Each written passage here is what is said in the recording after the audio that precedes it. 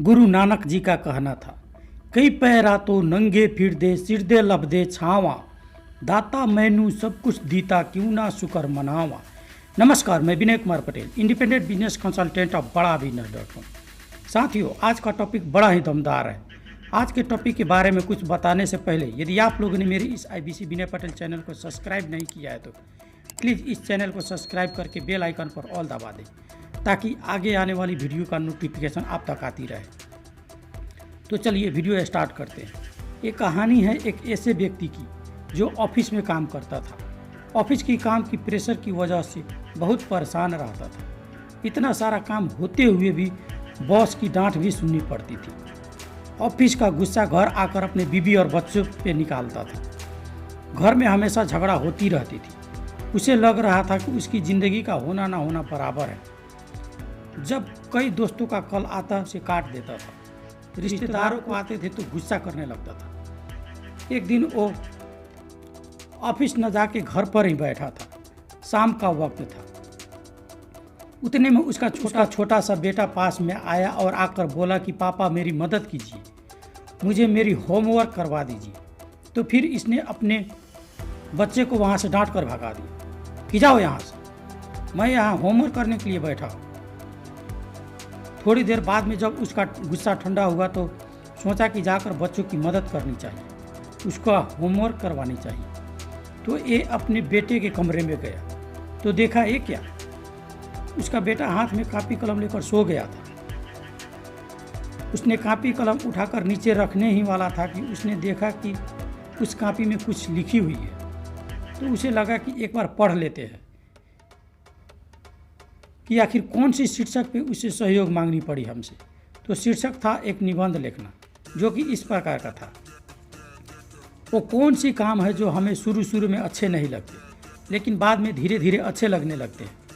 इस शीर्षक पे निबंध लिखना था। तो उस बच्चे ने कुछ इस प्रकार लिखा हुआ था, ध्यान से सुनिएगा। बच्चे ने सबसे पहले लिखा था thank you so much final exam का, जो शुरू में बुरे लगते हैं लेकिन उनकी वजह से बाद में गर्मियों की छुट्टियां हो जाती है। फिर उसने लिखा था थैंक यू सो मच उन बेसवाद पे लगने वाली दवाइयों का, जो शुरू में बिल्कुल अच्छी नहीं लगती लेकिन बाद में उसकी वजह से हम सब ठीक हो जाते हैं। फिर उसने लिखा था थैंक यू सो मच उस अलार्म क्लॉक का, जो सुबह हमें जगा देती है। हमें शुरू में अच्छा नहीं लगता लेकिन उसकी वजह से जब हम जाग जाते हैं तो हमें मालूम चलता है कि हम जिंदा हैं। फिर उसने आगे लिखा था थैंक यू सो मच उस ऊपर वाले भगवान को।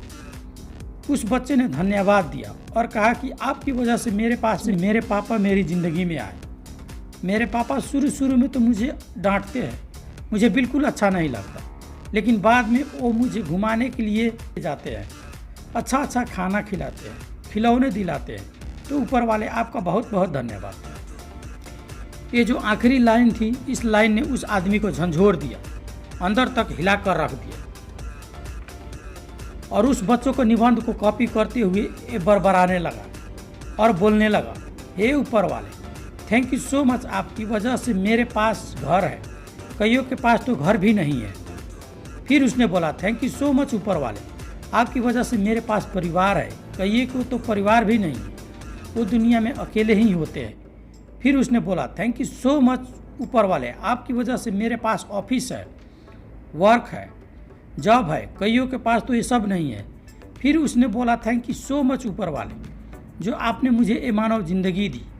भगवत गीता में श्री कृष्ण ये कह रहे हैं, संपूर्ण कारणों का मैं कारण हूँ। ये दुनिया में जो भी हो रहा है उसका कारण मैं हूँ। बुद्धिमानों में बुद्धि मैं हूँ, शक्तिशालियों में बल मैं हूँ, जीवित प्राणियों में आत्मा मैं हूँ, वेदों में सामवेद मैं हूँ, देवों में इंद्र मैं हूँ, इंद्रियों में मन मैं हूँ, जलाशयों में समुद्र मैं हूँ, वृक्षों में पीपल, देवर्षियों में नारद मुनि, हाथियों में एरावत और मनुष्यों में राजा मैं हूँ। तो साथियों, आप लोगों को ये वीडियो कैसा लगा? यदि अच्छा लगा हो तो वीडियो को लाइक शेयर और चैनल को सब्सक्राइब नहीं किया है तो चैनल को सब्सक्राइब कर देने के लिए आप सभी का बहुत बहुत धन्यवाद।